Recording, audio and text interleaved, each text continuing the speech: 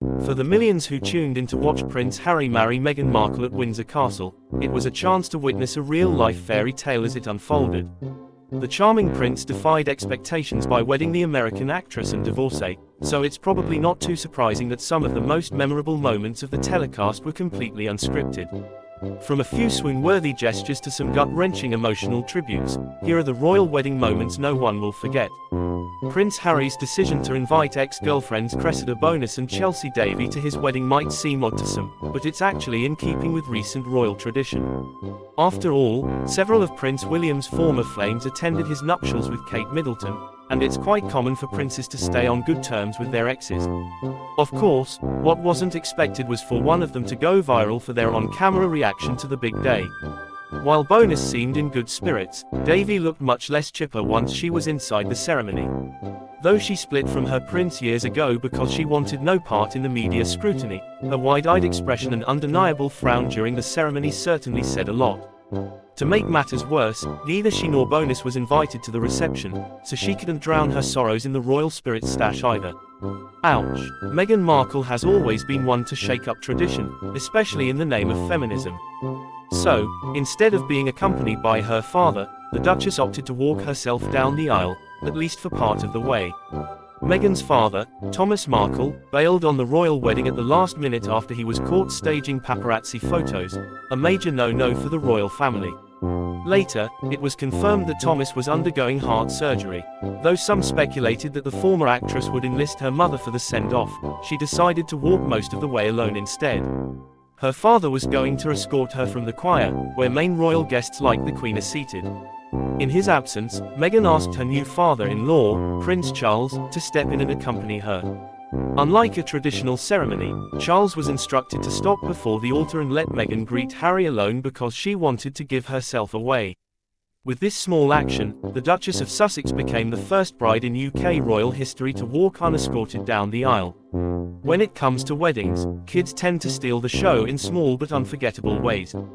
In the case of Harry and Meghan's ceremony, it was Princess Charlotte who started things off on an adorable note by greeting her adoring audience, sticking out her tongue at them and offering some very spirited waves. Soon after, Markle's page boys, the twin sons of her best friend Jessica Mulroney, also stole many hearts. One couldn't contain his glee upon arrival at the chapel and showed off a toothy grin so bright that it even stole attention from the incoming bride.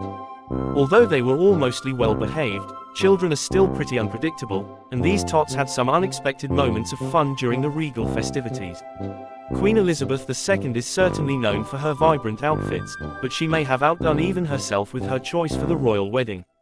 Her Royal Highness donned head-to-toe lime green, from her silk tweed coat to her matching Angela Kelly hat, accented with touches of bright purple. Sure, it was a seasonally appropriate get-up, and she's been known to wear bright green before, but the Queen's statement-making outfit may have had a deeper meaning. Green is said to symbolize growth and rebirth, which means the long-reigning monarch may have been signaling the crown's readiness to embrace the future. The Queen also had a prime spot to witness her grandson's nuptials because no one sat in front of her. Contrary to popular belief, the empty seat wasn't reserved for Harry's late mother, Princess Diana. It was simply left empty because the Queen must never be blocked by someone's head. After all, she is a literal queen. But there were some tributes to the people's princess hidden throughout the day as well. Meghan's bridal bouquet was a tasteful mix of elegant white flowers, but it was also created with Princess Diana in mind. According to a statement released by Kensington Palace, Meghan included forget-me-nots, Princess Diana's favorite flowers. If that wasn't enough to make all of us reach for a Kleenex, Prince Harry actually hand-picked several of the flowers from the private garden at Kensington Palace. The bouquet also included sweet peas, lily of the valley, jasmine, and myrtle. The myrtle is a long-standing tradition that started with Queen Victoria.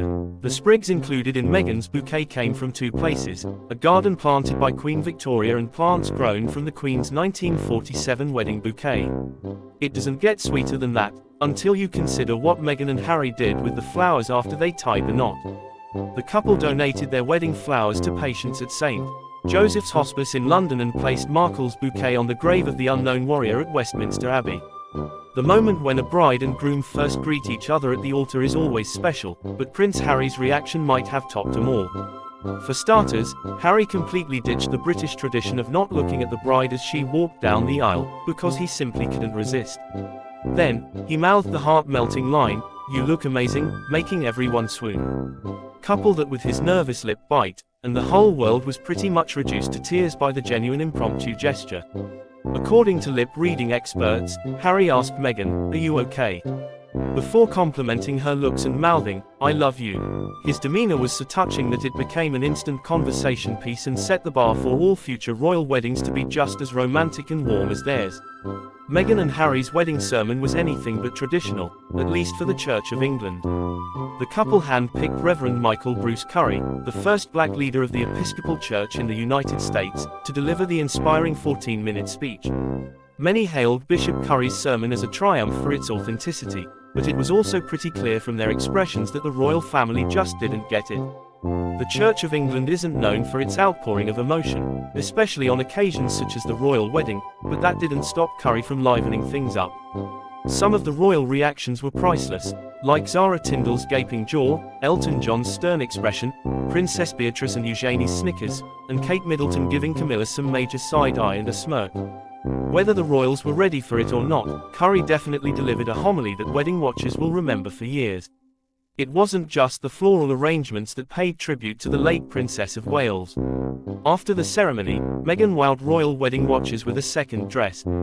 This time, she ditched the tiara and changed into a silk halter-neck dress by Stella McCartney that had an old Hollywood vibe, perfect for the after-party.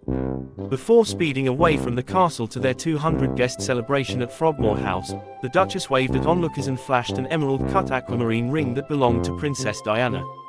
This piece of jewelry was a thoughtful wedding gift from Harry, ensuring that his mother's memory accompanied the couple throughout their nuptials. After the "I do's," Meghan finally admitted she was living a dream come true, telling party guests at her reception, "I have found my prince." Harry's speech was equally heartwarming, as he told his bride, "I can't wait to spend the rest of my life with you." We've yet to see if the two will live happily ever after, but their storybook romance is well on its way to a happy ending. Thanks for watching.